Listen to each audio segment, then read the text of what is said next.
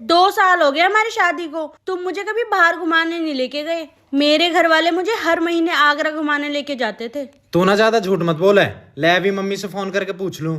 अभी मजा आएगा ना भिड़ो। हेलो मम्मी, नमस्ते।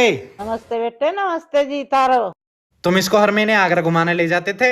हाँ बेटे, घुमा के ले तो थे। तुमने मुझे तो कभी नहीं बताई ये बात। हाँ बेटे, अगर बता देते तुझे ब्याह को हम भी नहीं भरा था। मम्मी, मुझे इसके घूमने से क्या दिक्कत होती? बेटे हम इसे घुमान नहीं ले जाते आगरा, इसका तो पागल खाने का इलाज चल रहा था। अरे पागल।